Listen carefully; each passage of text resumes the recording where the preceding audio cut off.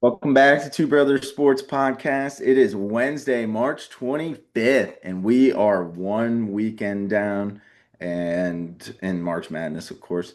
And Max, I went to update our stats for the March Madness fantasy pool this morning, and it was very depressing realizing that I have to wait another 48 to 50 hours.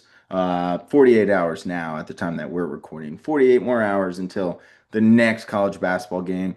I can feel my body sweating out the alcohol and shit from the weekend on my golf trip, and two, withdrawal from Houston Open to talk about. We've got Sweet 16, Elite Eight, and guess what else is coming up? MLB opening day. Wow. Baseball starting up this week. I think first game is actually Wednesday night, Yankees Giants. And then Thursday is kind of the traditional opening day. Yeah. So that's all we have room to talk about because I know college hoops is going to take some time up here. So that being said, Max, before we get into all things sports and betting, how's the weekend, man? Yeah, man, it was good. Got to see some fam I haven't seen in a while. Got to watch some sports, of course. And yeah, like you said, yeah, today and yesterday and tomorrow, or I guess for those listening on Wednesday, it would be Tuesday and Monday are a little rough. You don't get those sports. I got to watch my West Virginia Mountaineers lose in a heartbreaking fashion last night. So now I no longer care about the women's tournament. No offense, but that's all that was giving me hope. So just itching for Thursday and Yes. always ready to talk shop. We got a lot, like you said, so many sports. And but So Connor Bedard is fucking back too. He's pissed off Canada and let him in. So he's been rolling and it looks fantastic. Yep, and next week we've got we'll talk Final Four and the next golf tournament, but following weekend we get into Masters first major. We've already booked our very special guest, our third podcaster on this group, Mr. Sean Rosenkrantz. He will be back for the majors. So looking forward to having him back. We kind of got some smaller tournaments now.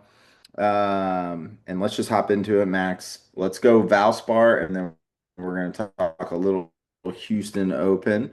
Valspar, I'm just going to recap because you were busy watching basketball. I was busy watching basketball and golfing. You're busy hanging with the friends. So did not get a chance to watch this, but one of the very good golf podcasts that I listen to, No Laying Up, they are dimple heads to the core. I don't even know if they watched basketball this weekend. And I listened to their podcast yesterday and this morning, and they were not super pumped about the performances at Valspar. Looked like to be a pretty boring tournament. Sung J M was holding on to it for pretty much the whole time. Slipped up, and we got a nice win for Matty Fitzpatrick, who has won more tournaments outside of the PGA Tour than he has in the PGA Tour. He's won some DP World Tour matches, or British Masters, European Masters, things like that. But this is his second win. He's won RBC Heritage. He won the U.S. or third, I guess, counting the U.S. Open. So he's won the U.S. Open.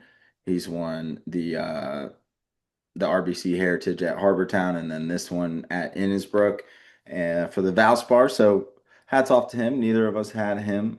He's definitely high up on the value there. So give or take a little bit. But that being said, 1-2 from us would have been maybe 2-2, but Mr. Akshay Bhatia decided to withdraw. So Max's T30 bet did not get a chance, or T20 bet did not get a chance to come to fruition. So That's Max, okay. That just tells me to back off and stop betting them every single fucking week. there's been a lot of withdrawals to start this year, to be honest with you, between I mean Scotty just withdrew from the Houston Open, which I guess is good that he at least did that before we started this podcast. Um, yeah, Jake Knapp a couple weeks ago. You had Morikawa in the Yeah, play. you had Motel last week. Yep. So I mean, pretty much, I think we're on a two weekend streak, or yeah, 2 weekend streak, but I think three overall withdrawals Mhm. that we have given out. So our apologies. We can't predict the future. That's why we're here. If we did, we would not be podcasting. We'd We'd be millionaires. really just be betting sports and I not would do. have hammered Indiana before the first game of the season even started and put my life on it. Oh So yeah. Oh yeah. Oh geez, I don't want to know the things that I would have done with that knowledge. So only so much we can do there. The only hit we had from the weekend was me, courtesy of a T10 Xander Schauffele play, and the only reason why is because he had a great Sunday and backdoored himself into a T4. Winner, I think, was only 12 under. So pretty easy to do that for Xander. Otherwise, 1 and 2 from the squad. None of our outrights or anything hit, obviously. But yeah, anything you want to add, Max, before we move on to the Houston Open? Because I'll have more of a chance to watch this weekend, but with all the college hoops, I don't know how yeah, I much it's mean, gonna. yeah, just apologies to the people who do take our bets. Yeah, I think well, especially mine, my head was just not in the game. I was focused on this big ass tournament we got. Um, but I think this week I looked at it good, and maybe I'll give some better ones. Love it. Love it. Well, let's get on to the U.S. Open. This played at the Memorial Park Golf Houston. Course in Texas. Uh, Scotty, as I just mentioned, Scotty withdrew because he is, or not he is, his wife is going to be giving birth any minute now. Probably going to happen over the weekend. Scotty Scheffler, he made $100 million last year. On the tour, just in winnings, I think he's going to be okay to take this weekend off. Even though this is one of his favorites, this is one he does really well in from Texas. Of course, he knows very well. So, what does that mean for us, Max? It means we got a lot of opportunities. The odds did drop for some of these guys due to that, and it's great because now my winner without market picks that I have are now winner without Scotty, those are now just outright winners. And those odds are pretty similar, so it doesn't really matter. But, I always feel a little scummy taking the hedge of winner without Scotty. I don't have to do that this weekend. So let's get into the Houston Open. Max, I got a couple picks here, but I'm going to let you lead off this weekend due to a bullshit withdrawal. So, Max, give me your first Houston Open pick. All right. I was expecting you to go first. All right, I'll just keep it simple. Bring it back to, the first three or four tourneys of the year. He's back up as a favorite. Give me Chris Goddard up T20, including ties at plus 104. Maybe he gets that, gets back in the rhythm. Hmm? That was one of my two. I So. was gonna say, were you saying you shouldn't have let me go first? Yep, that's what I was saying. Um, okay, well, I'll come back and find a second one here in a sec. No, I love that pick. I think, yeah, coming back, I think a weakened field, I think he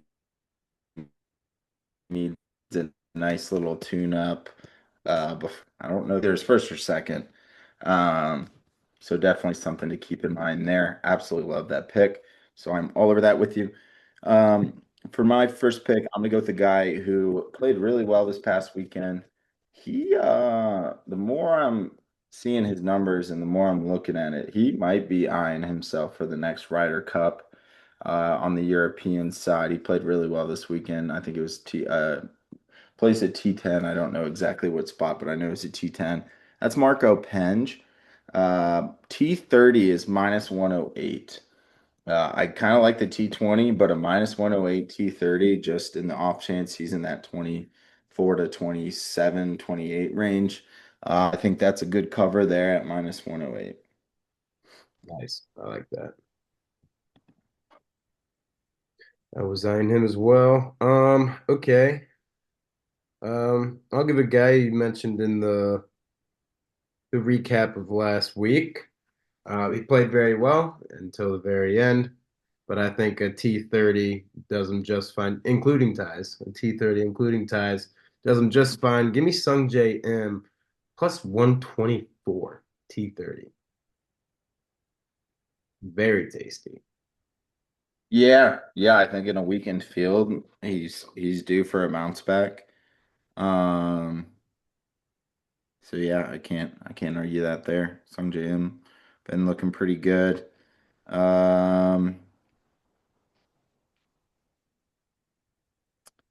all right. I'll go with the guy for my next pick here. Um, a guy who has played really, really well this year so far. His T20 is plus ability here, and I think that's something that he's going to be able to do. Give me Mr. Jake Knapp at plus 112 for a T20. Dude, I like it a lot. Yep. What did I? You didn't have a third, did you? No. Well, I kind of do, but I don't think I want to really make it official. I just like the odds for what it is. Oh, okay. Okay. I was gonna say, did I take your last one there? But you took my first ones. Okay, so it doesn't matter. Yep. Yeah. So yeah, give me Jake Knapp on that. I like that a lot. You got any other official picks, or do you want to get to the fun picks? Um, I'll just make it official and then I'll just have my only outright left.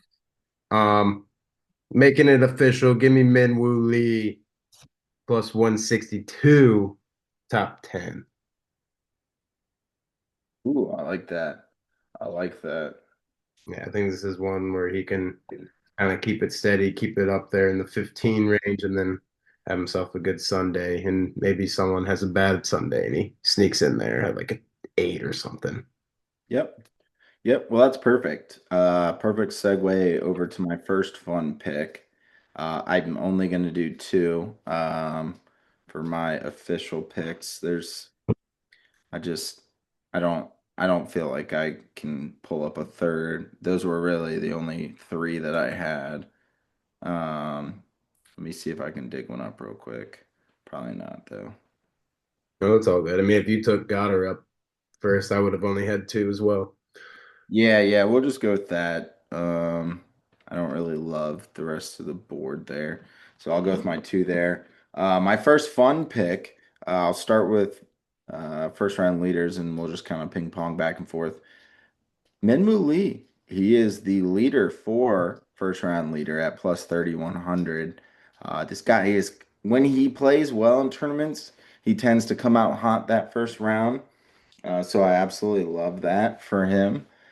So I think plus 3,100 for a first round leader is I would say it's probably yeah, it's my favorite first round leader. And it's a little quote chalky at plus 3,100, but I think the guy can come out and swing the bats around a little bit. Okay, I like that. Yeah, I hope if he does that, he kind of stays up there and doesn't drop it all. But I would love that. Okay. I didn't really have any fun ones beside my, just outright winner. But I'll give you a nice one that I like a lot and is very scary. And we haven't mentioned him probably in like as a pick in probably a year or two. This is a Group B winner. Give me Kitty Cat plus 290 over a Ricky Fowler, Brooks Koepka, Nikolai Horgard, and Harry Hall. Very, very scary group, but also a very, very Winnable. choky group. Yep. Ricky could drop down, like all of them could just easily drop. And Kitty Cat's been playing some good golf. He's been playing some Yeah, golf. he's great on the putter, gets a lot of stroke gain on the putter. I think that's going to be important this weekend. He tends to come out hot, so yeah, I love that. Um, I'll just bounce back off of what you had before I go into my next first round leader. Got an outright that might have something to say about that group winner, and that's Mm. Ricky Fowler plus No. 2,700. He's been playing good golf. No Scotty Scheffler. He likes the Texas courses, tends to play well there. So I love me some Ricky Fowler plus 2,700 outright. He's he's a Longhorn? No, he's Oklahoma State. He's a pokey. Yep. There. But has played over there. So fair enough. I don't hate it. Every time I bet on Ricky, he shits the beds. But I do love some bright orange Ricky Fowler. Give me that handlebar this weekend too, Ricky. I That want to would see. be fun. Then I'll fucking bet on you. Like that a lot. I'll just swing my outright because I got nothing left. Guy you mentioned and the guy that you thought you took my pick, you were close. Give me Jake Knapp outright plus Yep. 2400. Yep. Yep. This is prime Jake Knapp. I'm gonna It probably is. wait one day and just see how he starts, but I could end up losing a lot of value there. But I think that's a good one. Yeah. Tempo Town, man. That's my tempo prince. Freddie Couples is the tempo king. He's the tempo prince. It's basically a mirrored shot of what Freddie Couples does. So, Oh, as someone who values their tempo uh, on their swings and has a decent tempo, I might not be able to hit the ball far, but the tempo's there. I was called Tempo Town a couple times this weekend. So, all over some Jake Knapp there. Love that. Let's see. I've got one first round leader left and a longer outright. So I'll start with the first round leader. I'm not picking this because he's got a great first name that just screams success and just good looking golfer. He's been playing pretty well and kind of a long shot at plus 5,800, but I think he's got some big day capabilities. We've seen him up on top of the leaderboard a few times in the last probably like 6, 8 months when it comes to first round leaders. Give me Sam Stevens at plus 5,800. Uh, Nothing to do with the name or the good looks or whatever, but I love that. And then for my last pick, it's an outright long shot at 65 to 1 plus 6,500. Give me a guy who played very well this weekend, very consistent, and had himself a very nice Sunday. And that is Jordan Smith from across the pond plus 6,500. I think he's due for a win if he's able to kind of slide out amongst these guys. He's your favorite handicapper's favorite pick this weekend.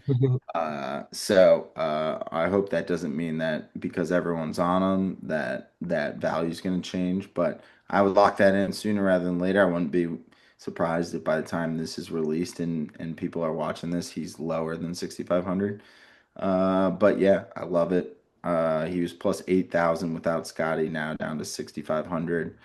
Um, so interesting spot there, but I like that as a long shot. yeah, no, I like that. So. Cool.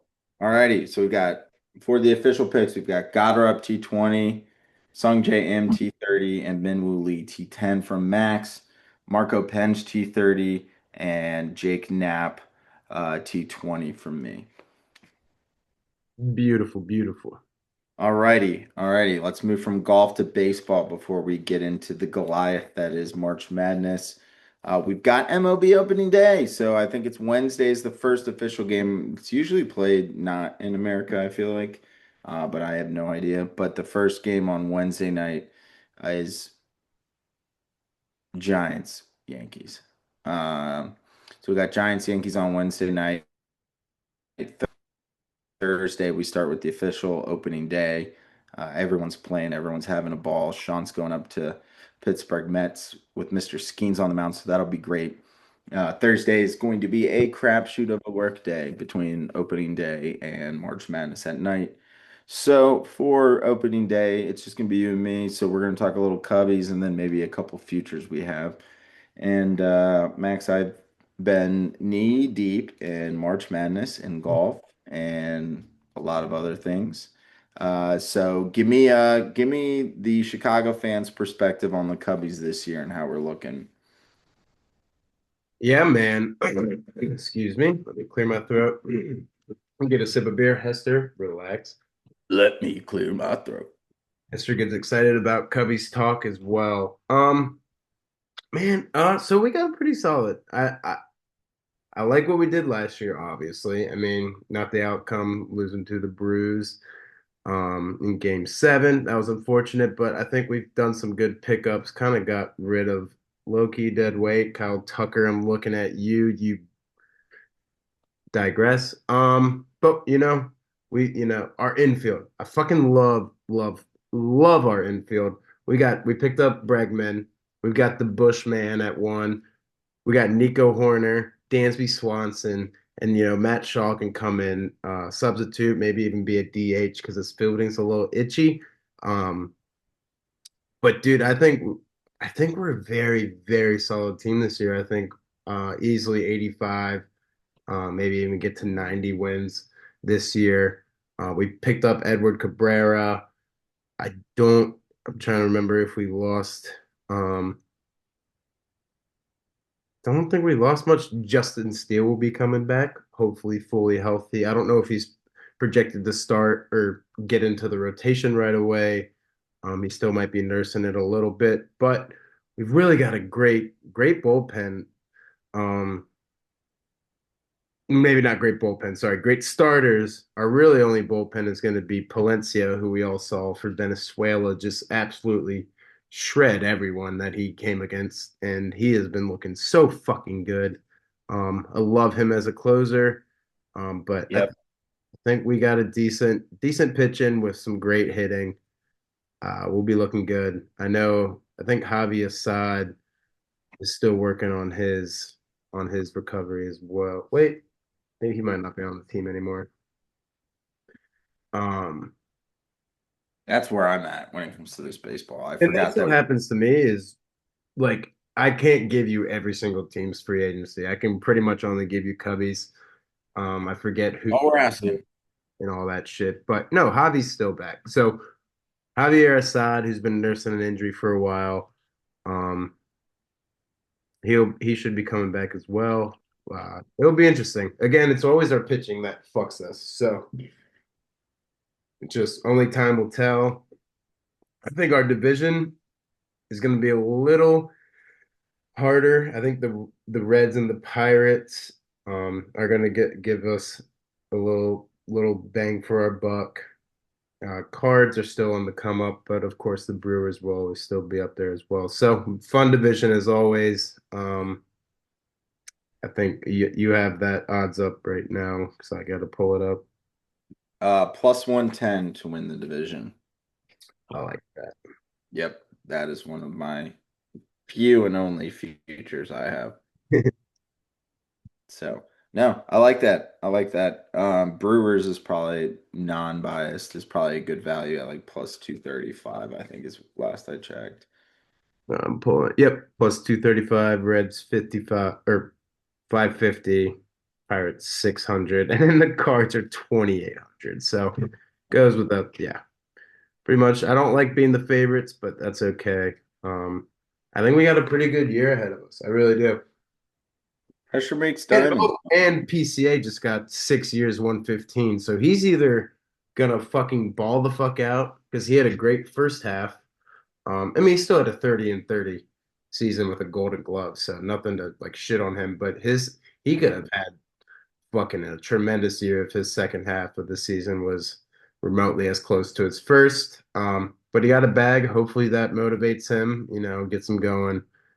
And yeah, I'm super excited. I fucking can't wait to just come home from work and throw on a random fucking hubby's fucking Marlins game or something. It's just I love it. Yeah, we got the Nats first game at 120 on Thursday. 120 Central Time. Yeah, I was gonna say, yeah, yeah. Minus 233 money line. Cade Cavalli versus Matthew Boyd. Fucking Boyd, piece of shit, left the USA team after still butthurt about that, but that's okay. We should be good. It's the Natties. Yep, exactly. Yeah, a ton of good games on. I do I usually wait like 60 games for MLB betting unless it's like Cubs or it's something we're like actively watching.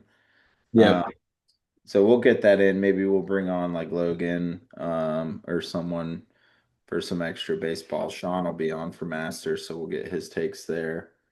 For sure. Uh, we'll incorporate some baseball as we get going, but I think that's something to keep in mind. That being said, Max, any like we don't need to go through a bunch of stuff, but just what you saw from a futures perspective. You want to just ping pong back and forth on some picks other than the Cubs winning the NL Central? Yeah, I mean AL Central, I feel like is almost a give me. I don't hate the Tigers at plus 110 as well. Uh, Yep. Royals are a sneaky team though, so that could be a sneaky plus 225.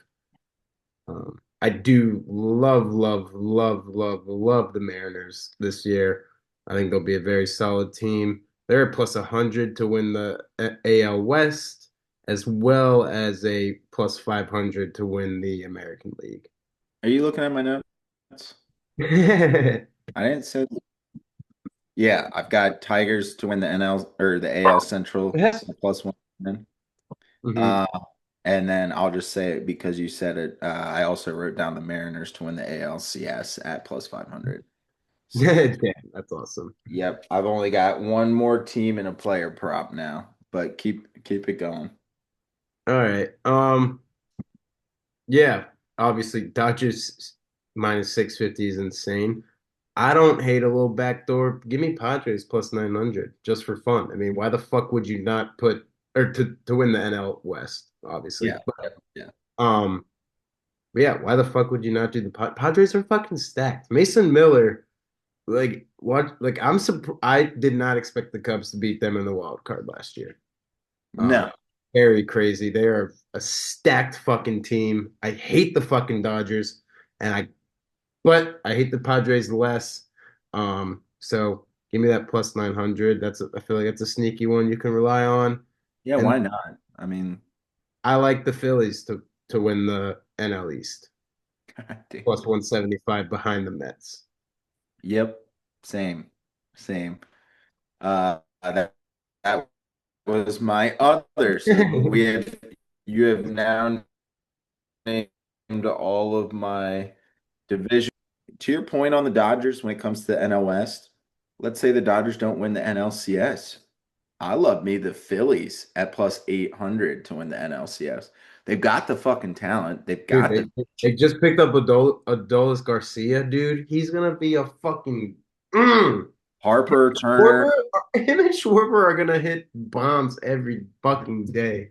Harper, Turner, Garcia, Schwarber, Real Muto, Aaron Nola, Wheeler. I mean, plus eight. I scoffed at that plus 800 for the Phillies, and I am very much not a Philly sports fan. I met a ton of great Philly guys this weekend on my golf trip. It was Team Virginia versus Team VA, or sorry, Team Virginia versus Team Philly. Team Virginia won. We ended up winning the weekend on the Ryder Cup style golf tournament. So they're going to be coming back next year. The Philly guys, they never. It's Rocky, man. They never quit. We'll do this tournament for 40 years from now, assuming we're not all dead by then. Meaning the golf group. We're a bunch of degenerates, so different cadence, not that we're that old, but a bunch of degenerates. But yeah, I fucking love the Phillies plus 175 to win the East, and I love them plus 800 to win in the NLCS. Yeah, I think this could be their year. I mean, obviously, like I said, they got Adolis. They re-signed Schwarber. Their pitching is good. I think Ranger Suarez might have a better year. I'm just gonna bank that he's still there. I believe he still is. Fuck, where'd I go? Oh, but you cannot forget the most injured team in the league, the Atlanta Braves. Last year, they didn't have their Spencer Strider, they didn't have their Ronald Acuna. I think they lost Austin Riley, or he was just in a slump. Um, they are a very sneaky team this year. I think they're going to be counted out a lot. Uh, plus 250 isn't terrible as well. I say I'll say anyone but the Mets because we know what the Mets do for that division. Sorry. Or yeah. Yeah, yeah. I I mean, had to I gotta stand up Schwarber. for my boy I'm Logan. just looking at. I'm just looking at. He will. Yeah, no, no, that's fair. I'm just looking at like just for an example. I'm looking at like the Rangers Phillies like matchup for home run props, just to see who's on what. Like Schwarber, Harper, Garcia, Trey Turner, Bryson Stott, Brandon Marsh, Alec Baum, JT Realmuto, and then there's probably a couple other names. Like, is Brandon Nimmo? Is he on the Phillies or is he on the Rangers? I think them might be Rangers. Yeah, he might be Rangers. But like that entire squad, that's just the Yeah, home props. And then you got Christopher Sanchez, who I apologize, I forgot. Um, I was thinking Zach Wheeler, but Wheeler, Nola, Sanchez, like come on, right. all over Philly. I know the Braves are going to be the unspoken ones, but this is And Chris. Phillies went to the World Series a couple years at the same squad. It seems like they've even improved. Yeah, they do have every single person.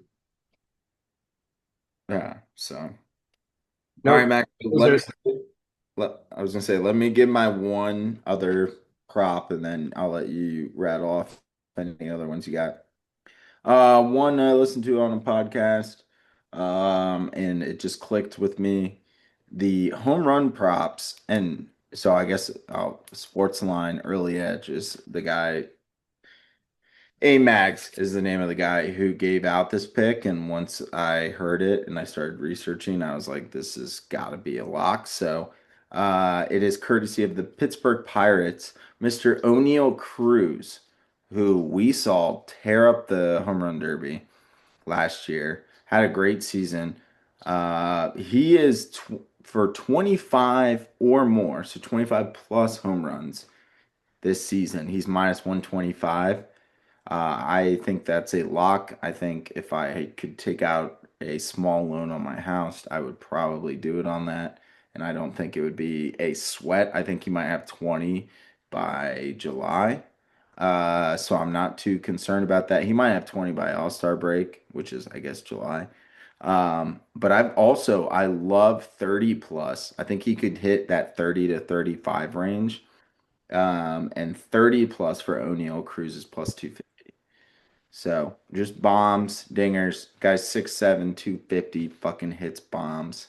Uh, wouldn't be surprised if he hit 50 this year because of the power that he's got. So that's my only player prop. We've already talked about all my futures. So yeah, ready for baseball though.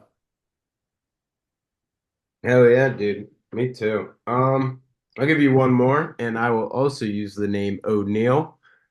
Since 2020, Tyler O'Neill of the Baltimore Orioles, who was at he hasn't always been with the Orioles, but since 2020, this man Tyler O'Neill has hit a home run on opening day every single time.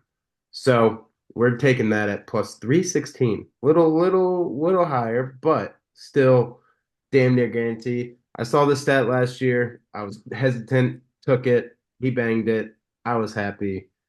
And yeah, I don't see why not. Everyone's going to be hammering it as the stat keeps getting floated around. So make sure you take it before it gets to like a 250 or something. And that's also like an earlier game, 305 against the Twins for the O's. Yeah, what was that? Joe In Ryan. Baltimore too. I believe they were in Baltimore last year when he hit that. Also, went to a Cubs game a couple years ago, sat out in center field at the bleachers. I might have made 50 derogatory, or maybe not derogatory, probably not the word, sexual comments about Tyler O'Neill's ass and the way that man fits into a baseball uniform. I mean, if we're talking cleat chasers, we're talking about girls who love them some boy or girl who love them some baseball. Uh, guy's fucking hot, dude. I don't even care what anyone says. The guy's hot, fits into a baseball uniform like a glove. Exactly how you want a baseball player to look. Badass in a good way. And ever since then, I took him in our fantasy baseball draft last year, and I think I had the most points on opening day than anyone. Not I don't just know. I had who's that young Nationals pitcher? He got me like 56 points or something. He went off. Oh, Mackenzie Gore.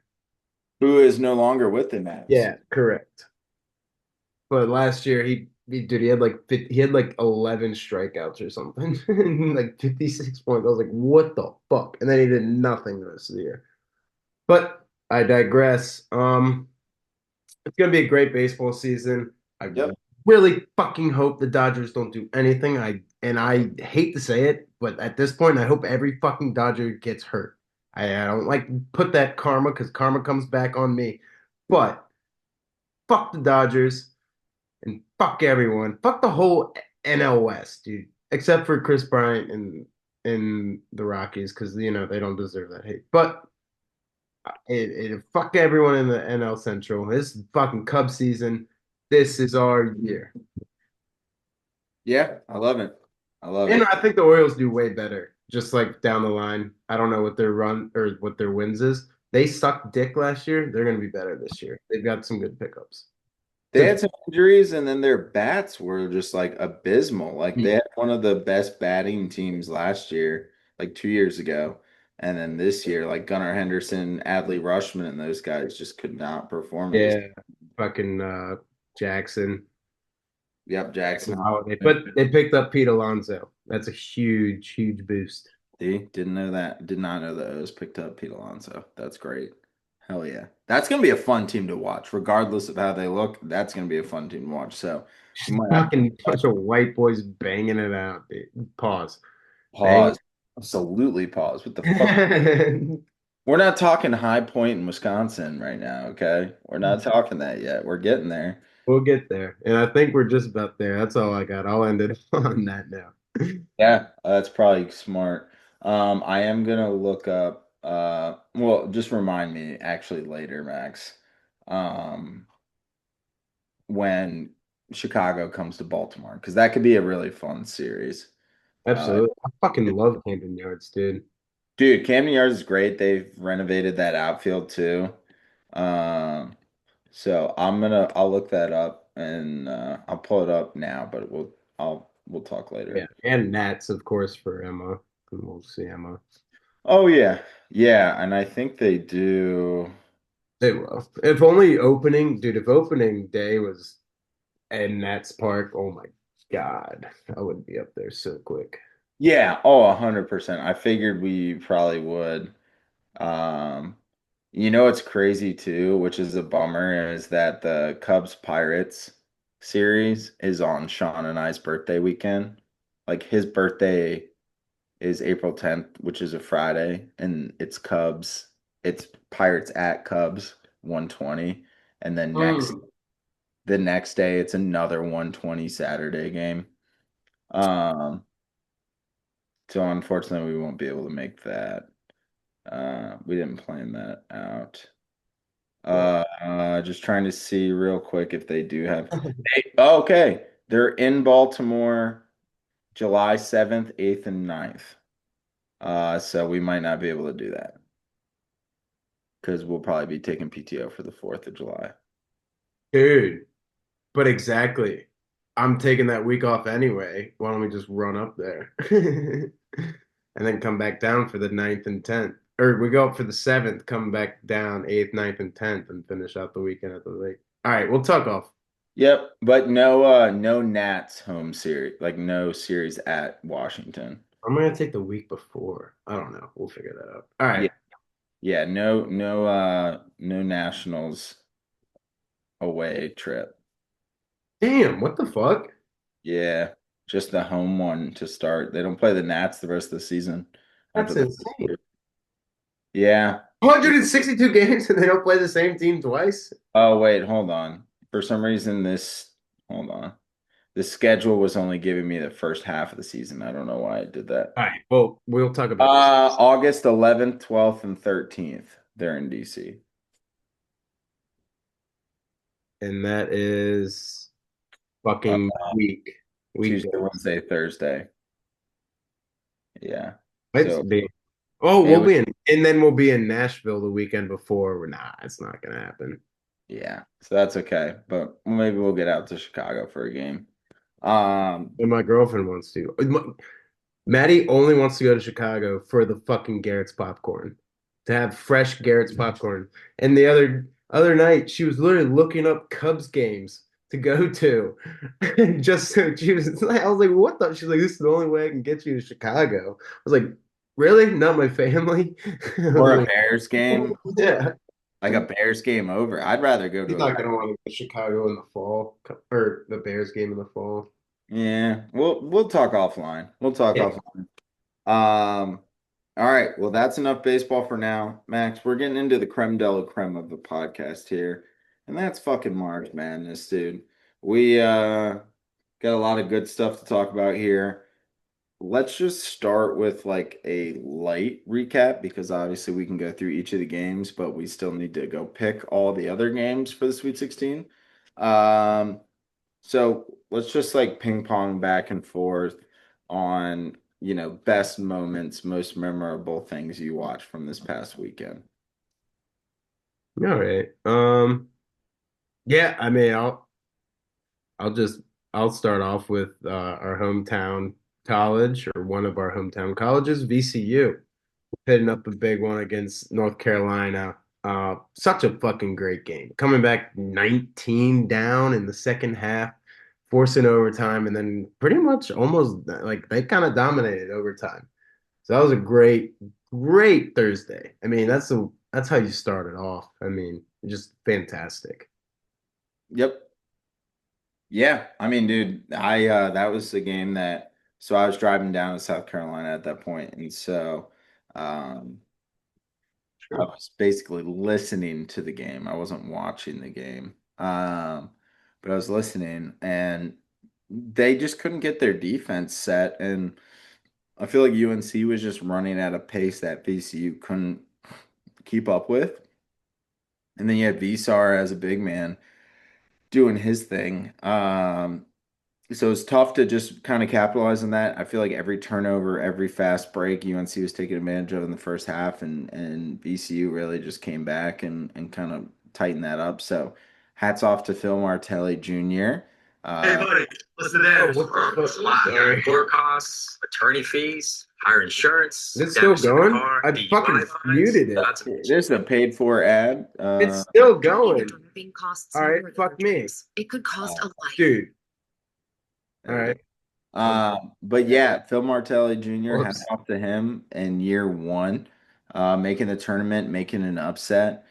He just signed an extension like 2 days after that win. So hats off to him, son of Phil Martelli, St. Joe's fucking legend, brought St. Joe's to the Final Four in 2006, I think it was. Might have been 2003, I can't remember. But Phil Martelli Jr., absolute legend in the Northeastern basketball world. His son did well. I mean, I think he coached as well as he could. Unfortunately, they ran into a buzz saw with Illinois, and that Illinois is basically VCU on steroids. Yeah. VCU has a bunch of European, Eastern European guys that rotate that are all long, can shoot, do their thing. Well, we only have on VCU, I think, two of those guys.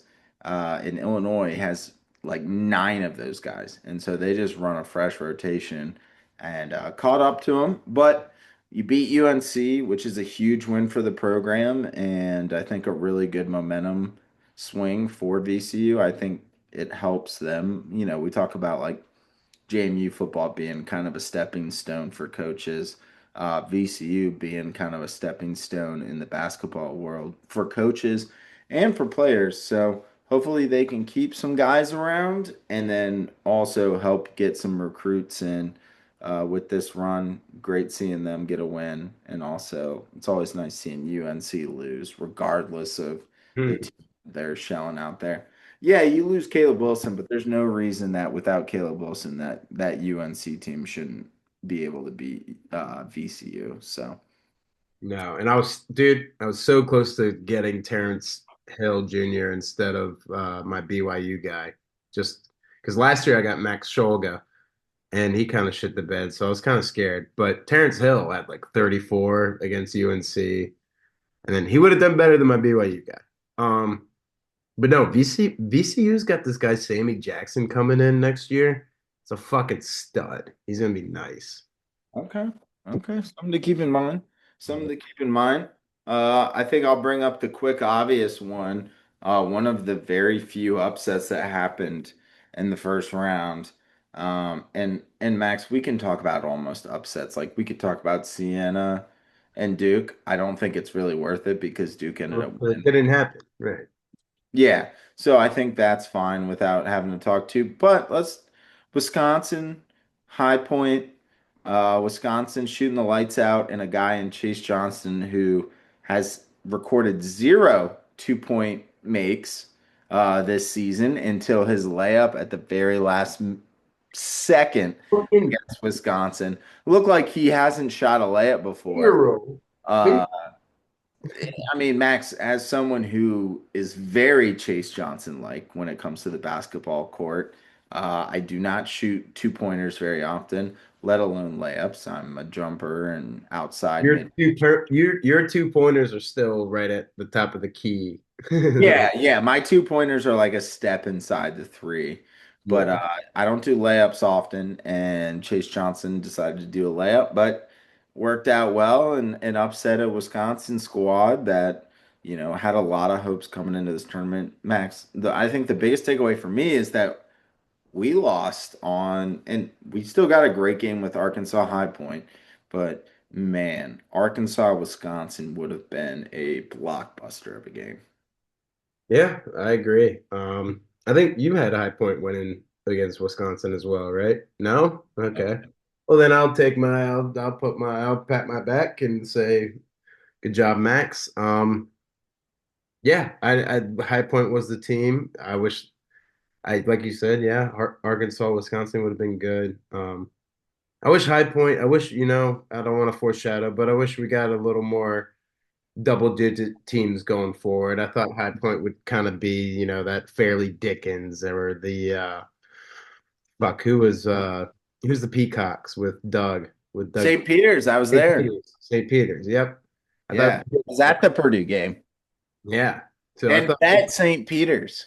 We we put 100 on St. Peter's and paid for the weekend. that's awesome. Yeah.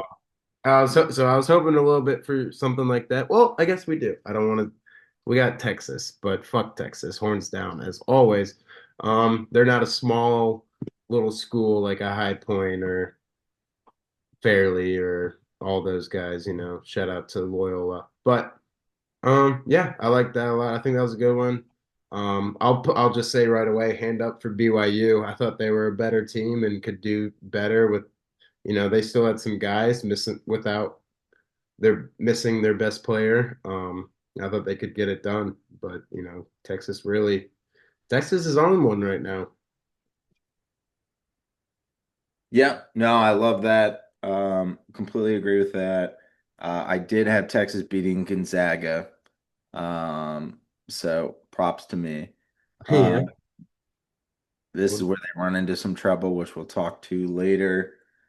I'm just looking through that Oh, division. Yep. sorry. I was just gonna say pretty much the last game that I have from that first round will be, of course, the Kentucky Santa Clara game. Yeah. I think that's worth bringing up. Good call. That was fucking nuts.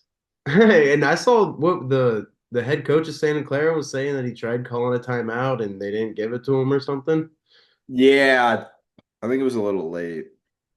Yeah, but whatever. I mean, fucking talk about Santa Clara was at a 97.6 percentile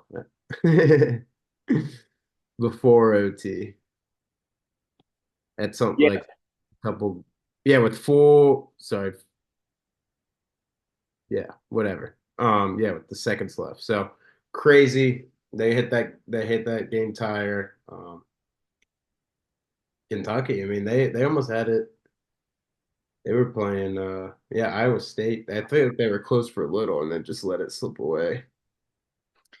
Yeah, yeah, I think that's fair. I mean, away, I mean, Santa Clara hits the three, away, just playing lights out at the Yeah. end. That's a tough one. When you're at a school like Kentucky, you get those kind of bounces, but I have no doubt that Santa Clara will be back. Kentucky ended up running into a buzzsaw that is Iowa State. Uh, Started out that game, just to tie a bow on that. Uh, Kentucky came out winning 18-6 Yeah. at one point. And Iowa State clawed their way back to get up one at half and absolutely shelled out that second half against Kentucky. So they got through. Hand up. If we're gonna do hands up, one I'll do a small hand up for Troy. Was my favorite underdog bet. They got absolutely shit pumped by Nebraska. Didn't expect that. Is what it is. I'm not gonna sweat it. We're not gonna overthink some of these upsets moving forward. I'd probably be in the 95th percentile if I didn't get so cheeky with some upsets. And then the other one, which I'm not really doing a hand up, but only a hand up because I had them in the Sweet 16, is South Florida. And they lost by Florida. They lost by 4 to Louisville, and that one was tough. But also, they shot so poorly that first half that it was very tough for them to come back. And then, I mean, after that, Ohio State TCU game was a toss up. Great game, great ending. I think Ohio State would have probably gave Duke a better game than TCU did, but you got to win your first game to get to the next game. Otherwise, that's kind of what I've got. I'm just looking at the first round and That's second round. I mean, if we're talking second round, I I have really one game to mention the second round. All the other ones were. yeah, go I ahead. also have a hand up. Yeah, go ahead. Hand up because it's time. I wasn't going to do it earlier, but hand up for Vandy. I truly did. They were very close. Tyler Tanner had the ball halfway in the fucking hoop and then it bounced out. It's very unfortunate stuff. I will say Sam already mentioned it, so hand up for his Troy. But at least Nebraska and fucking, of course, Fred fucking Hoiberg. Like fuck you, dude. You ruined the Bulls. You come in here from Iowa State looking all nice and mighty. You fucking ruin the Bulls. You ruin my life. And you come in, ruin my bracket with Nebraska. Like, fuck you. So, Yep. hand up for that. And then, because I got the Johnnies, and you probably would mention them anyway. But that Johnnies game, they had it, let Kansas come back. I was over at the girls' parents' place right before we leave. I was like, all right, nope, we're not leaving with 20 seconds left. Sat there, watched the rest of the game. Fucking was it Bells? Bells with the game winner. Yeah. I saw Rick Pitino. Darling, but nickname Bells. Yeah. Yeah, yeah. Um, Rick Pitino with his post game was like, yeah, I was that we were in there trying to draw up a play. Bells said, was it? It was power. He was like, Bells called power. And I was like, yeah. He was like, I walked away. He was like, yeah, Bells called power. He was like, wait, Bells hasn't scored all game. He's like, fuck it, it's Bells. And then he fucking went in there. It was a tough take, very tough take, Such a tough take. very tough take. Surprised he didn't get the foul with it. I feel like if he Post missed it, game. he might have gotten a foul call. Yeah, facts. Very tough take, very good. Our Johnnies move on to play a very iffy Duke team, I must say. Yes, yes. And before that's a great segue. I'm gonna hold you right there. Just hold on to those I balls. won't move. Hold on to the bells right there. We have two more games to mention. One is a hand up game that I'm sure people are like, why are you putting your hand up? But I have to put my hand up because I had this team in the Elite Eight. UCLA got just not a good matchup with UConn. And in hindsight, probably should have keyed in on that a little bit better. Tried to get cute with it, tried to be different. May end up hurting me in some bracket challenges. I've still got all my Final Four teams, so I'm not too worried about it. Otherwise, UCLA didn't look terrible for most of the game, and then at the end, just absolutely got shit pumped. And then the last game I will mention on the um second round before we 30 get into our picks is Florida, Iowa, obviously. Oh yeah, sorry. Yeah, no, that's the only. I mean, everything else was relatively chalky, aside from the Texas Gonzaga game, which we both talked about. Whoever was getting, if it was BYU or Texas slash Yeah. NC State, like both of us, I mean, you had BYU, I had Texas slash NC State, but like, I didn't have Zaga in the Sweet yeah, 16. neither of us had Zaga in the Sweet 16, so that's not really an upset. Everything else is pretty status quo. I think I had Tennessee. Did you end up having Tennessee or UVA before I get into the Florida? I had UVA beating Tennessee, Okay. unfortunately. I had Tennessee there, but other than that, everything else is now kind of back to status quo. Aside from that, hats off to Iowa, dude. I mean, Bennett Sturts is one of the best players in college basketball, and he was not the reason they won that game. Fulgaris played great. Koch played great.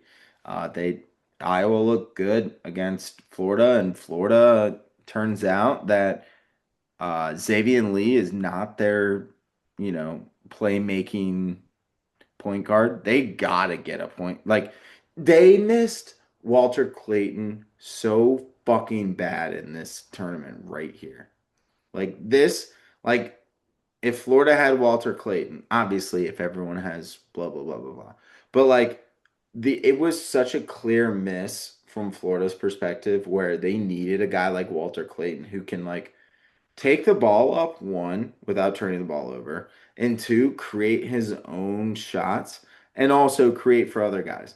Like they were having Thomas Houck and Condon and Boogie Flan trying to create offense, and Yeah. Houck is really, really good, but he's not the best creator. He's so good in open space and being able to move the ball around. Boogie Flan is just going to take it at you. And Alex Condon is really kind of like your pick and roll defense and rebound guy. Like he's not going to be your top scorer. And so missing that Walter Clayton crossover, step back, fucking jumper. Like Right. they don't have that this year. And that was very clear in a lot of moments with Iowa.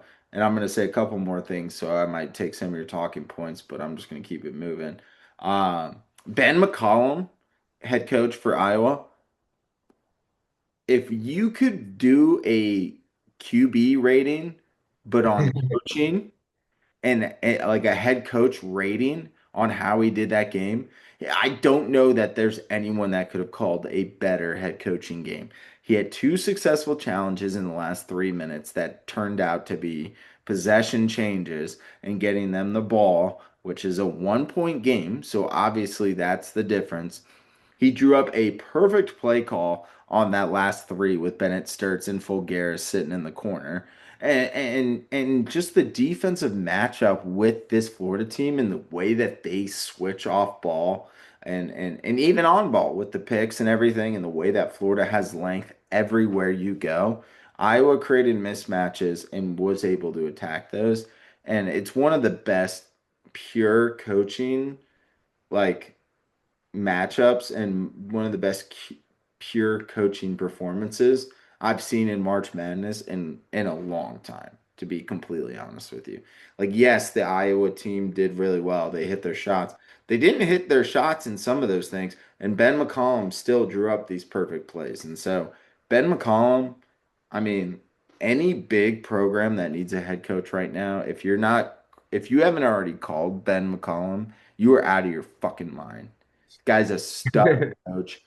I mean, we're gonna get into picks, but like I am so impressed by the way Iowa looked. Like it wasn't a lucky shot.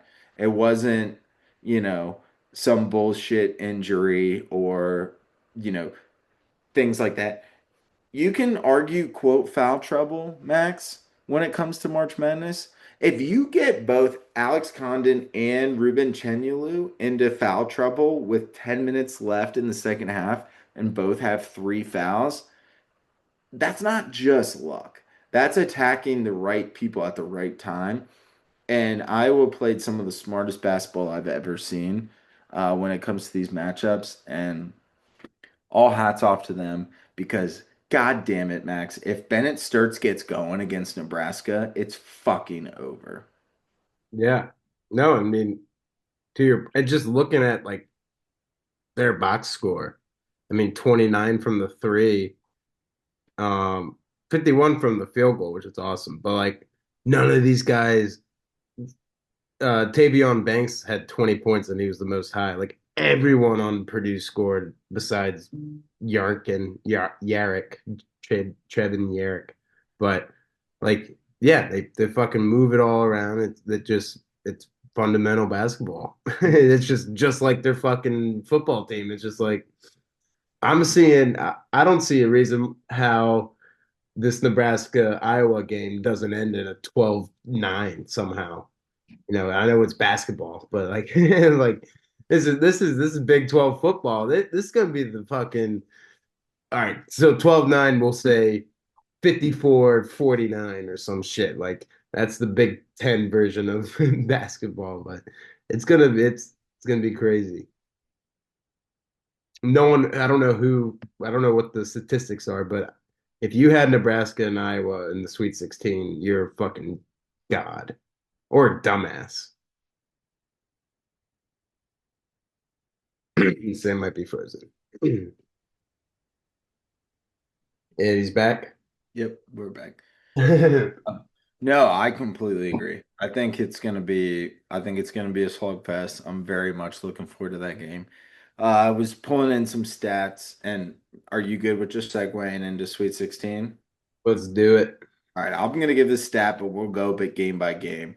But before we get into that, uh, some of the best defense. I mean, you look at the Iowa Nebraska game. Iowa is the 31st best team, and out of 300 and plus teams in the Ken Palm on defense, Nebraska's sixth.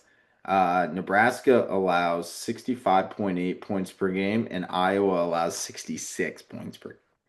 Uh, just something to keep in mind. They both score a decent amount of points, but the defense is going to be key in that game. It's probably going to be very similar to your Iowa Nebraska, like you said. So football, same as basketball. Anything else on round one and round two recap before we get into the Sweet 16? No, sir. I don't think so. All right. We're just going to go in chronological order. We're going to start with Thursday, move on to Friday, and then when we're done with Thursday, Friday betting picks and our money line picks, money line is just going to be who we think is going to win. Betting picks we'll give out each round. And then once we wrap that up, we'll give, based on our money line picks, we'll give who we think will be in the final four come the weekend. And if we are coherent and we are hanging out and we have the ability and not too busy of a weekend, we'll post a graphic on Saturday with Saturday, Sunday picks that we like. Just depends on that. So take take the money lines as how we're going to do it, but also don't kill us if we say so and so is going to beat so and so in the Elite Eight matchup, and that's not the matchup. So we'll post a graphic if we can find one. Well, we can find one if we have time to do that. Come Saturday morning after Friday. So we'll see how that all goes. But first game, Max, we've got Purdue, Texas. Purdue's minus 7.5 at the moment, over under 148 and a half. Texas's money line is plus 260 and Purdue is minus 325. What are you looking for most in this matchup? I mean, Or the what do way you like? Whatever you want to. yeah, I mean, the way Texas has been looking, I have no reason to not take plus 7.5. Um, Purdue has where am I? There we go. Yeah, Purdue's had a little close. I mean, Miami was very close until probably the last 5 minutes. Like Miami had it. Yep, Purdue is. Yep. So they're a little close there. Texas looks fucking I mean, they look like they're on one right now. They look good. I don't see a reason why. Texas can't cover that 7.5. Yeah, that's where I lean. I'm pretty torn there. I kind of lean Texas uh, with the 7.5. That's a nice hook because you get up, 3 or 4, you start fouling. Let's say you're up 3, right? Foul, 2 points, miss the shot, foul again. You still get 7.5 on that hook. So I do really like that. I think they will keep it pretty close. Yeah. There is a fear that this might just be a really favorable matchup for Purdue. Um, but I think I'm going to go with the Tech. I lean Texas plus 7.5. But what I will say is I do like the over here. They both are pretty slow in tempo, but they're both very efficient on offense. Both teams average 80 or more points per game. Texas averages 82.1 points, and Purdue averages 82.2. Yeah, the defense combined allowed points is at 147.5. Literally, if you add up their points per game allowed, that's where it adds up. So, doing basic math, they're each going to allow around that, but also both have capabilities of scoring. So I think it could be a little higher. So if I had to pick one bet from this game, I'm going to go with the over 148.5. Yeah. That. But if I had to lean aside, I would lean Texas, but I don't think Texas wins this game. Right. I think Purdue definitely wins this game. I just don't feel confident enough that they win by 8 or more. Right. I would agree with that. So you have Purdue winning? Yep, I got Purdue on the money line. Uh, Spread, I got Texas plus 7.5, but it's not a great play. I lean that way. Not one of my top picks, which we'll do a little roundup at the end of this and just do like our best bets. Just to recap, but that's kind of where I stand. I that over 148.5. I'm definitely on. Yeah. Nope, for sure. Uh, a nice little over to ease into the rest of the Sweet 16 weekend. Oh, Probably yeah. good. I mean, I'm excited to see Tremont Mark versus Braden Smith. I think the big men from Texas, Dalen Swain versus Clough and and Kaufman Wren last week for Purdue. So I think Purdue's looking good overall. But yeah, money line Purdue. Texas keeps it mildly close. It's probably between 4 and 7. I don't think it's like a 2 point game, but I think it's between 4 and 7. And in these kind of matchups, I don't love I don't know, eight's a lot in any of these matchups. If every single game was -8 plus 8.5, I would only probably take one, maybe two -8.5s in the Sweet 16. So just a big number for me. But overall, yeah, I do like Purdue. I've got Purdue in my Final Four. I've got Purdue in my national championship. So sticking to it. Yep. Nope, that's fair. It's kind of like nothing like when we do, ESPN does like the Sweet 16 redo or whatever challenge. Uh, Yeah, Purdue hasn't done anything for me to change my mind on that. fair. Texas has done enough to scare me, but not enough But to. they haven't beaten a person like Purdue. Like BYU lost their best player. Gonzaga is not who they. Ass. Yeah. Gonzaga's ass, dude. I don't. Mark Few's probably gone pretty soon. I mean, they won't, but they could and should. I He's like mean, a Bill Self. He is like a Bill Self. Well, Bill Self has the lifetime contract or whatever the fuck that is, and I think he's a better coach. Um, but still, yeah, he's got that fucking just tenure. He's the professor that can say whatever he wants and do whatever he wants, but they can't fire well, him. it's like you. I'll just use this. I'll just use a local sports reference here. You go coach. Uh, You go coach soccer at Hanover Athlete, right? And you go Mhm. coach there, and you've got two good teams in the district, and it's just Atlee and Hanover. And if you're at one of them, all you got to worry about is the other one. Right. Like essentially Mark Few.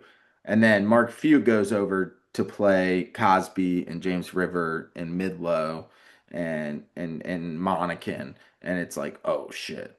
Like I feel like that's just like it's like, okay, well yeah. Or you're like, But he'll win the regular season game, like he'll win the whatever the crossover classic. But then when it comes to the playoffs, if they meet again, he won't beat them. yeah, exactly. Yeah, full roster. You don't Yeah, have kids playing at like academy teams and stuff. no, they beat Michigan State earlier this year, like first game of the season, didn't they? Beat Michigan State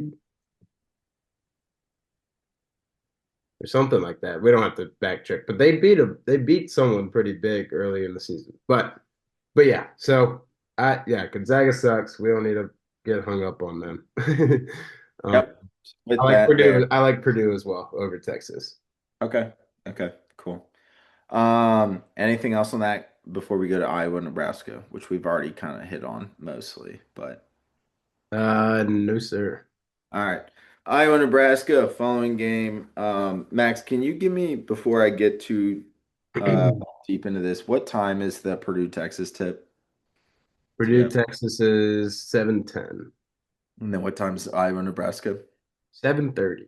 Okay. Cool, cool. All right. So while this game's going on, you're gonna have to lock in for this one. Obviously, we've talked quite a bit about Iowa. I feel like I don't really need to say too much about how I feel on Iowa.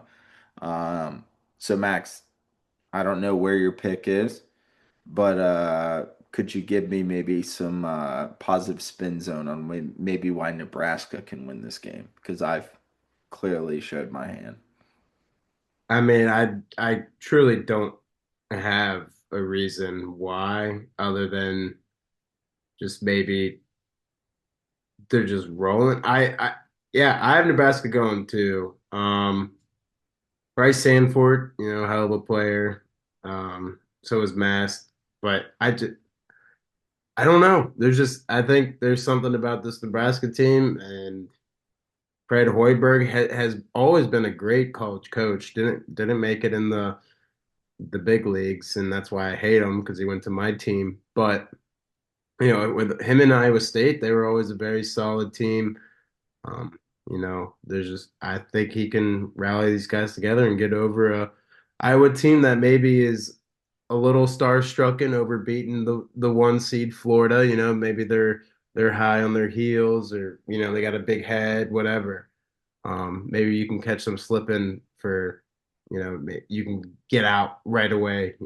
Go up 20 to fucking 5 or something. Like you can kind of just get a big lead right off the bat and hopefully can maintain that. But I do like Nebraska as well. It's -1.5, and -130. So yeah, I don't have any reason. I guess I'm sorry. I don't have any reason to pick them other than that. But I'm not saying Iowa got lucky, like you said. I mean, they played true tactical basketball. They fundamental basketball. But um, yeah, I think Nebraska gets this one. I think Iowa's just going to be maybe a little just in the clouds and going to get caught slipping. Yeah, that's fair. That's fair. I'm not playing that over under 132.5 whatsoever. I think if I had to pick one, I'd probably play the over, but both teams, like I said earlier, Iowa allows 66 points per game. Nebraska 65.8. Split that down the middle, that's basically 133.5. Uh, unfortunately. So not a real advantage there. Max, I went on a rant about Iowa, and so the way they looked against Florida, I can't not bet them. They're plus money. The fact that it is as close as it is also an indicator that I think it is going to be close. So we do differ on this game, but I mean, Iowa plus 110. You got the best player on the court, and I think that's ultimately for me what it comes down to for this matchup. You got Michigan State, UConn, Illinois, Houston, Zona, Arkansas, Tennessee, Iowa State. Just a bunch of studs on the court, right? Not a bunch of studs in this matchup. Sam Fort's a stud. Bennett Sturts is one of the best scorers in college basketball, and a guy that we have not still have seen the full potential of. And I think with Fulgaris and him and Ben McCollum, I think Iowa wins this game. I think they run into a buzz saw into whoever wins that next game, which I feel confident on that matchup, which we will get into. But I don't think there's any way they beat either of the next two teams, Right. um, all things considered. But yeah, give me Iowa plus money. Squad's looking good. I'm not thinking too much into it. I don't know why mom's calling me right now. But we'll figure that out later. Um, I yeah, I don't know. don't know. Isn't she out of town? Right? Yeah, that's why I'm You're at here. mom and dad's.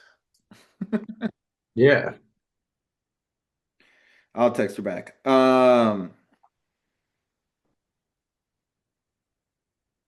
Yeah, no, I really don't have too much on that game, and I really can't say I'll be betting anything.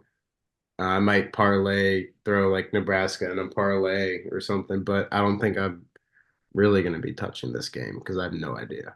Yeah, I think I'm just Iowa. I mean, I know we're on different sides, but I'm Right. just Obviously, Iowa yeah, you got and just let it roll. yeah. Okay.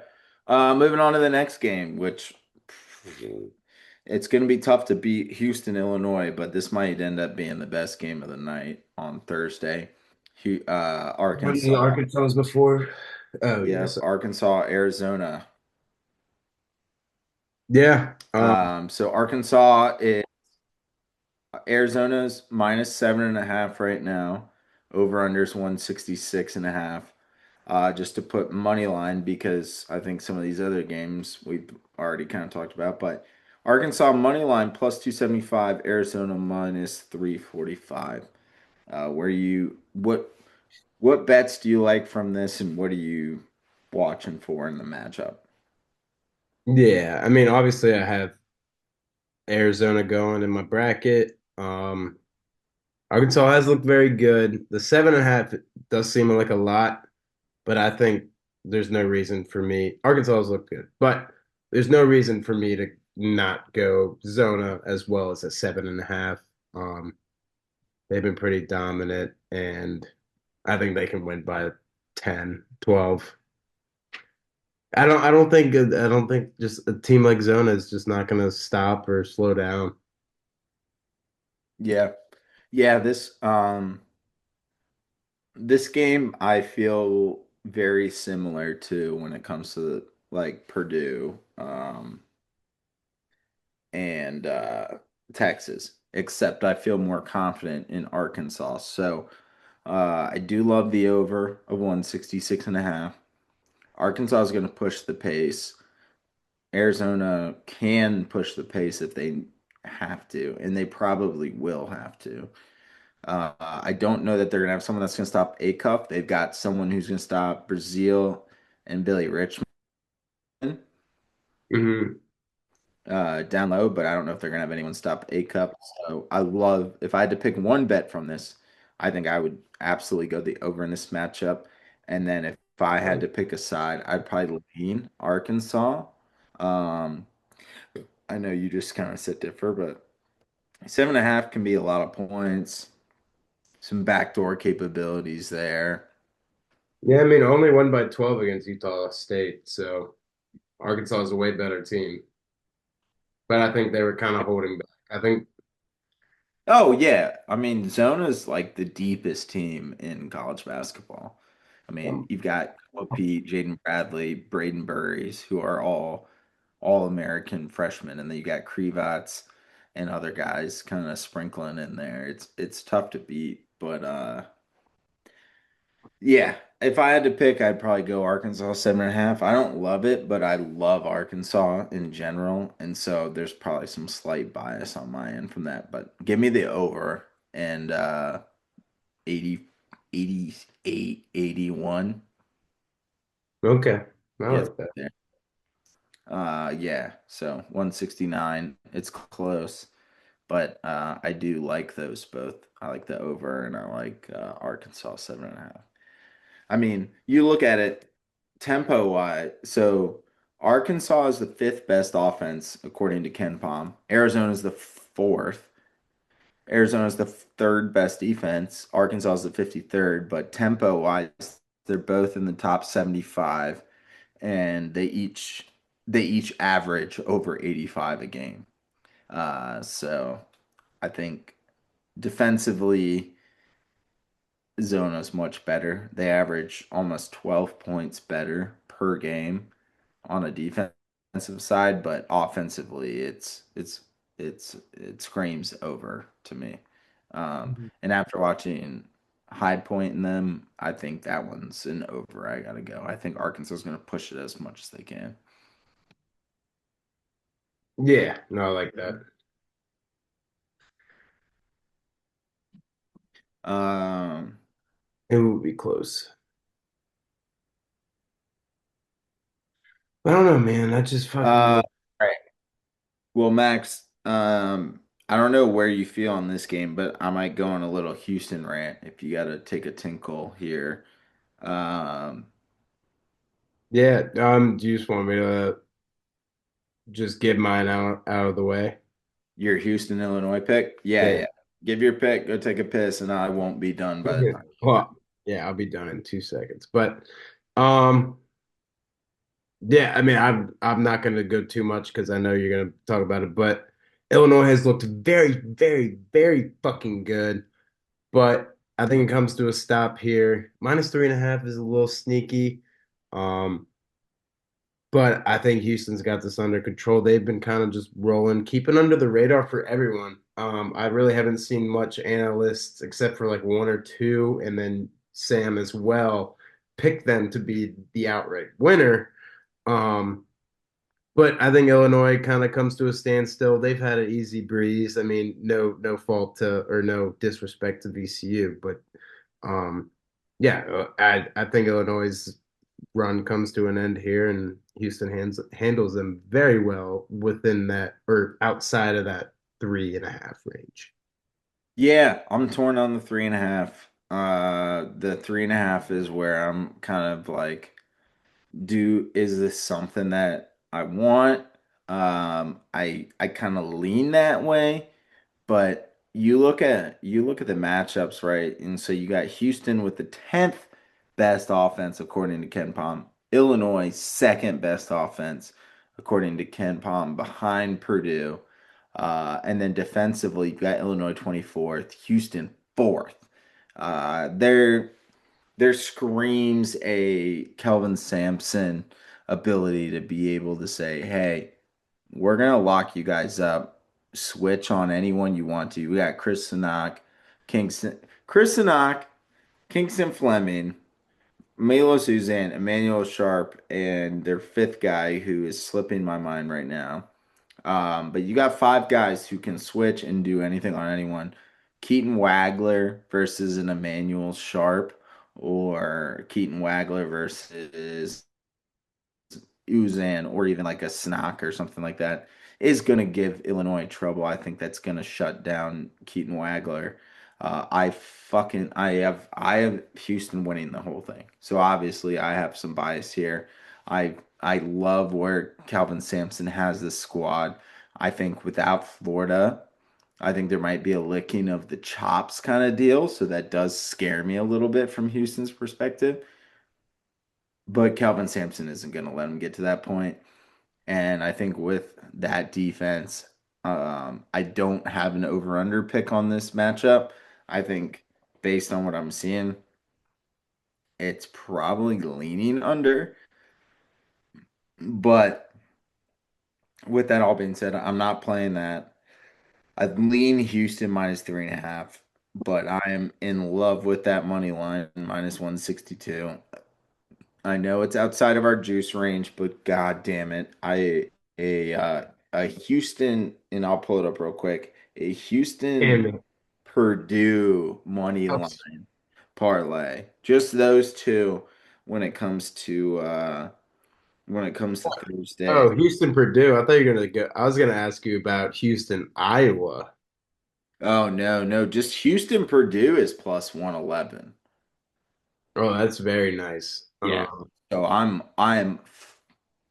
hammering that. I'm gonna put so much fucking money on that. Um, and so I love that. I mean, I Houston, Iowa is +239. If you just wanted to know. Houston alone now is No, 230. Houston, Iowa. Sorry. Oh, okay. Okay, I like that too. Maybe sprinkle that. Maybe just do like a Houston, I, Purdue, Iowa that's what I was gonna say. zone Just up Iowa parlay and or just see where Iowa. that goes. Yeah. No Yeah, point. so I like that. I'm all over Houston. I think Houston obviously wins the region. They win the whole goddamn tournament. And I'm in like the 83rd, 84th percentile for my bracket right now. Still got all my Final Fours. I've only got a couple Houston guys ahead of me in each of the important pools. And each of those Houston guys, like, you can see who their Final Four is. And not one person in any of my brackets, not a single person in all the bracket pools I do have Houston in a Final Four. There's one guy that has Houston Purdue final, but he does not have St. John's. So if I can get St. John's to the Final Four, or at least another round ahead, maybe two, uh, I'm looking in really good shape. So it's just there's only one pool where it's Houston Purdue final, which is what I have, and he's ahead of me, but he doesn't have St. John's and he has Michigan instead of Iowa State. So there's still, not to foreshadow, but there's still a way that I can win some bracket pools all over Houston.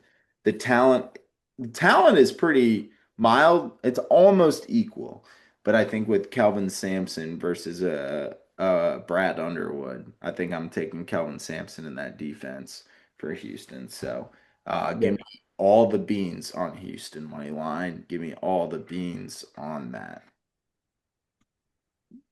I like it. I like it a lot. Oh yeah. Oh yeah. So that is Thursday. Let's move on to Friday. First game on Friday. Unless was there anything you wanted to add on Houston, Illinois? You good? Nope, I'm good. Cool. All right. So St. John's Duke. I have a feeling where we're both going with this, but Max, tell me why you like St. John's over Duke. Yeah, I mean, I've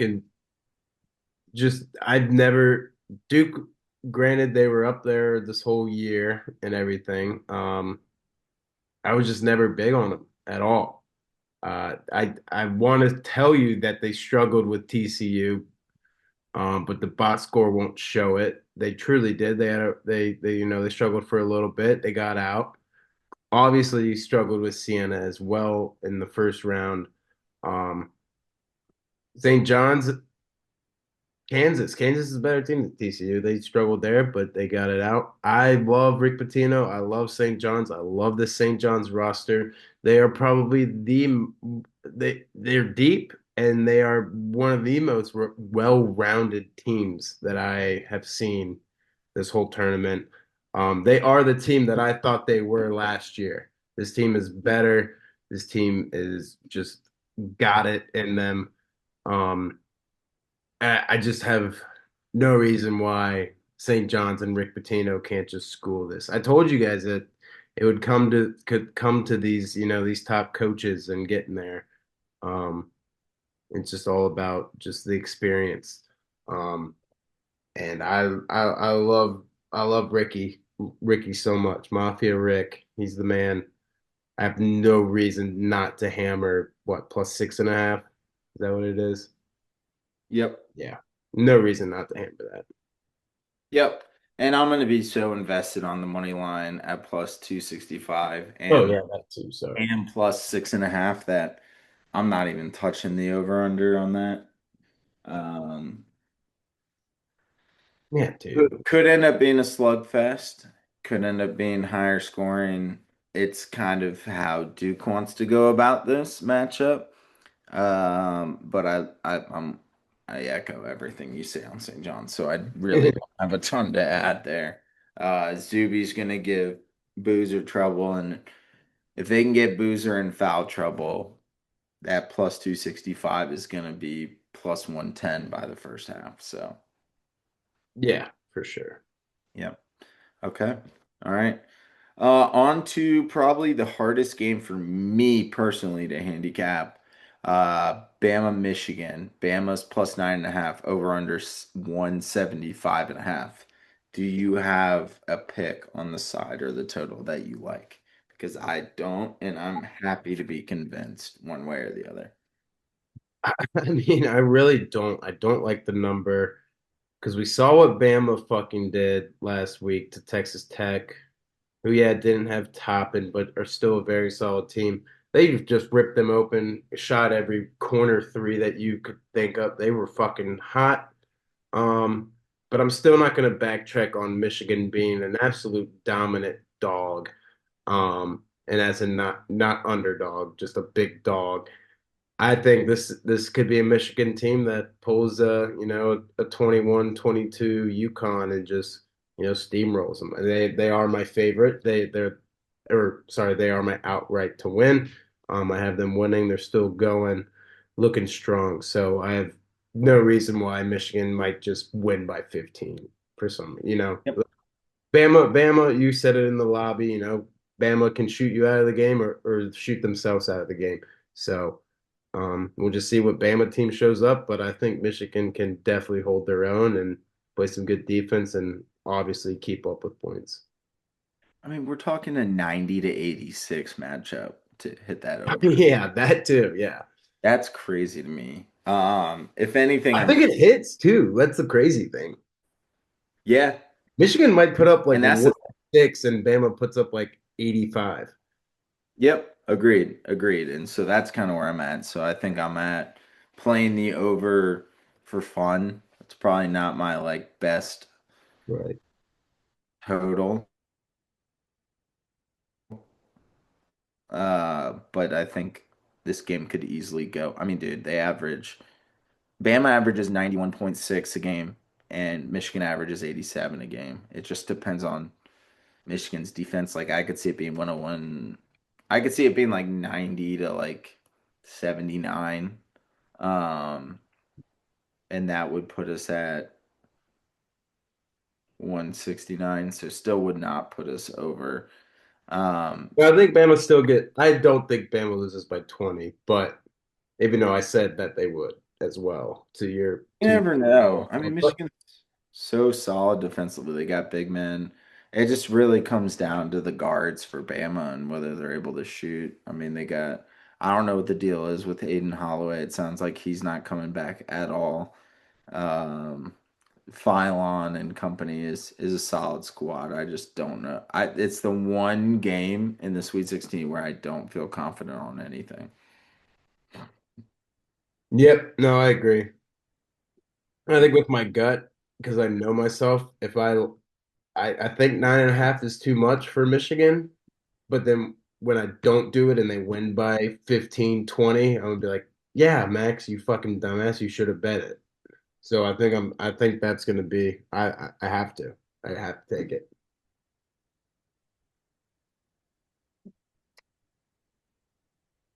That's all I got though. It's such a 50-50, like 50-50 being blowout or Bama keeps it close and might win. Yeah. And still an emphasis on the might, because it still might be a 4-point Michigan win. But Yep. so I would I would completely agree. It's almost like if I'm winning these other matchups from Thursday and St. John's on Friday, like yeah, then I'm more likely to bet it. But as of right now, I don't feel super confident.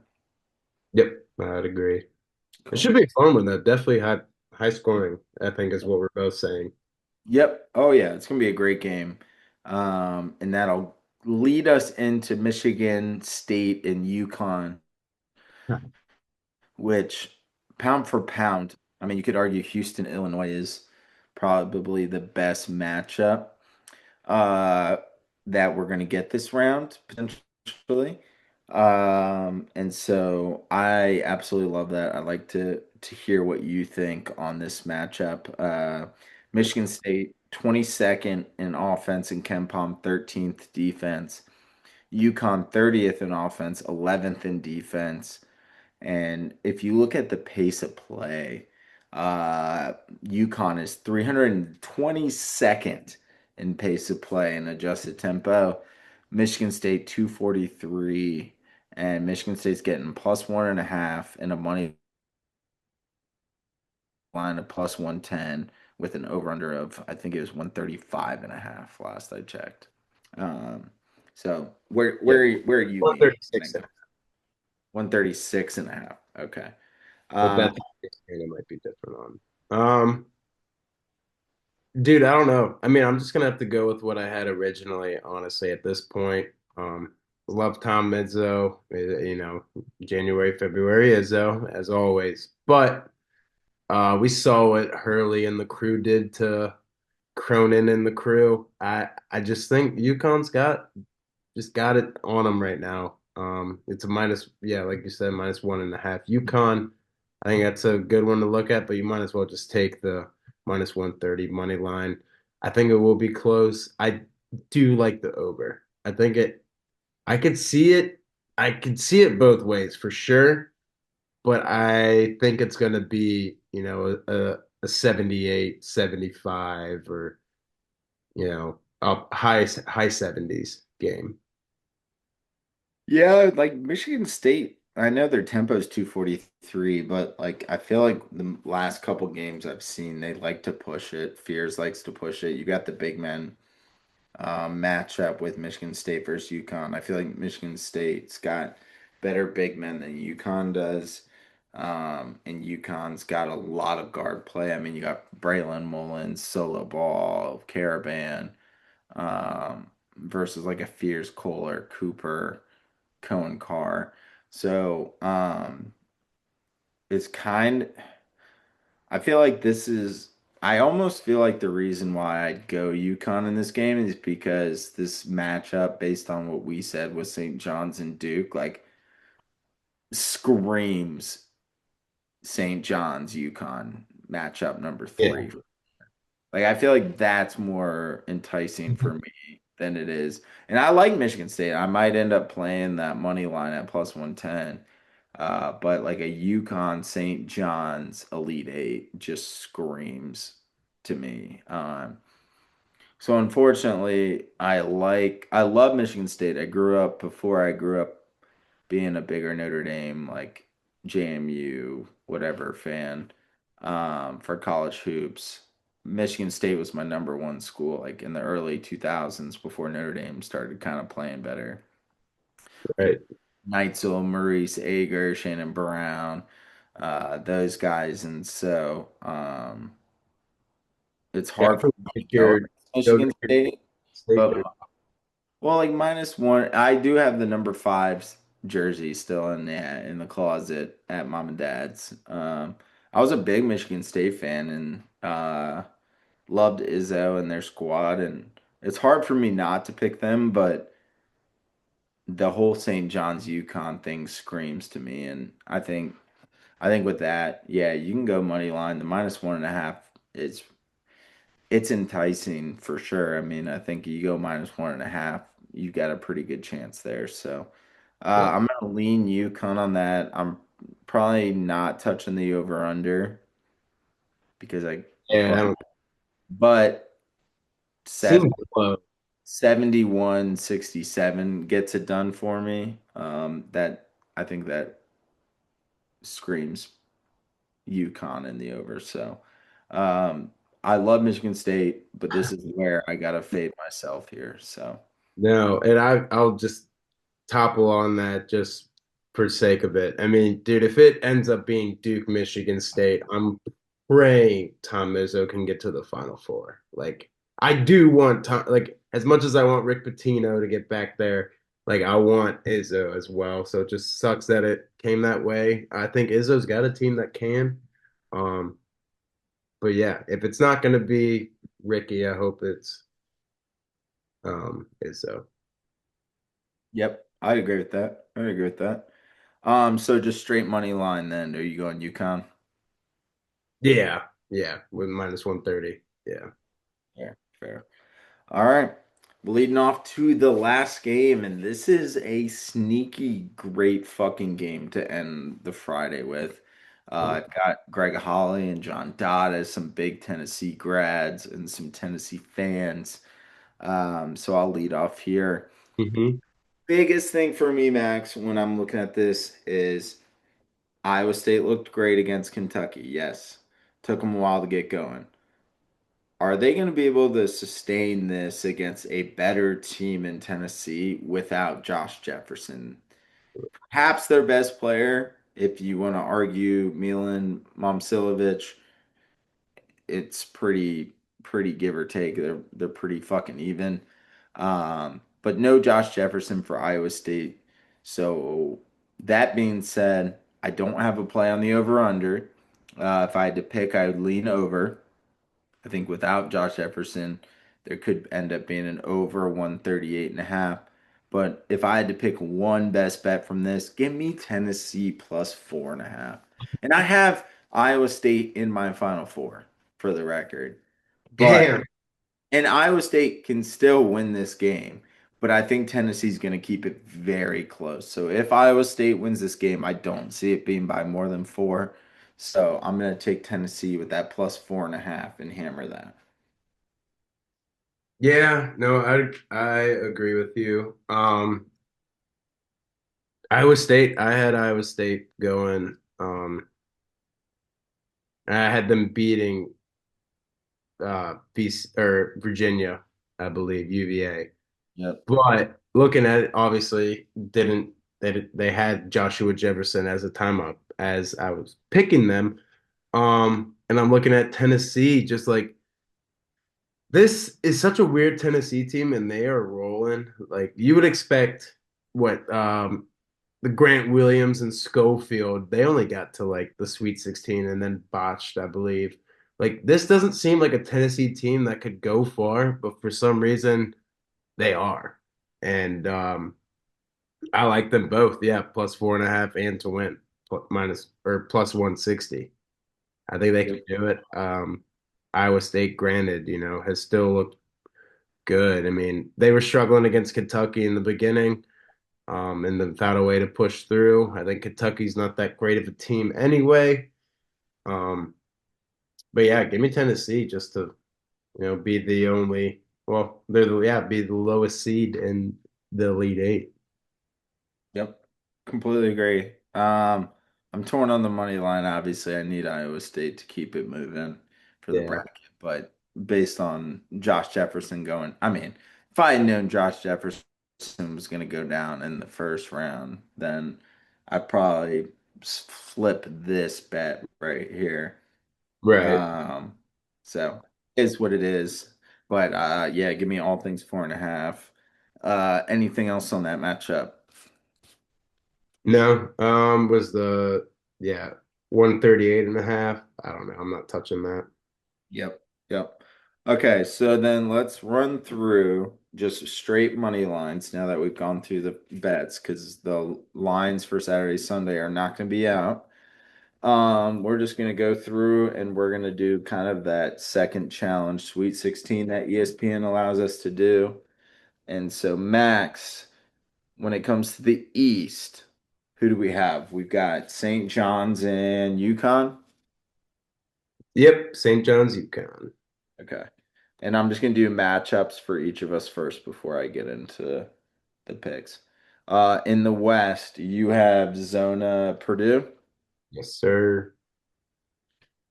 Midwest, you have Michigan and Tennessee. okay.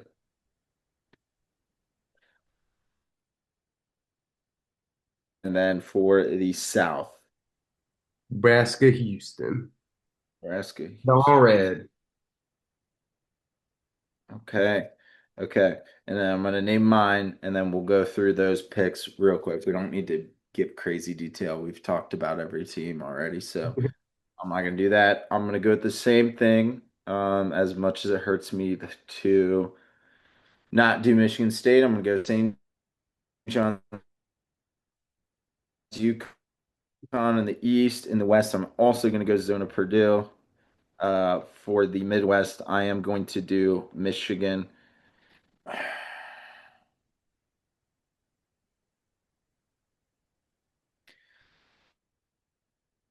See, if I'm gonna have Tennessee cover 4.5, I should probably have Tennessee win the game.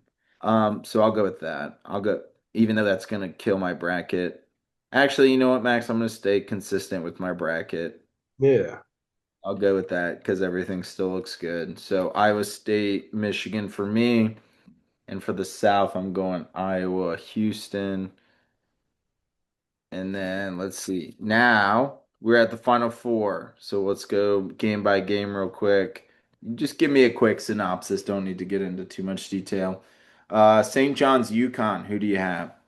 And this is the lead eight. We're giving this out because we're might not be able to post. We're not going to pod before the next Right. ones. So we're giving these out just as straight money lines, no betting algorithms considered. On Saturday, if we're feeling good and we have the time, we'll post a graphic for Saturday, Sunday odds. But otherwise, Max, who do you got for St. John's, UConn? Who's getting to the Final Four? Yeah, I think it's pretty obvious. We kind of beaten the dead horse. I don't need to go too much into it. Give me Ricky and the boys. I think it's yeah, it's their year to get to the Final Four.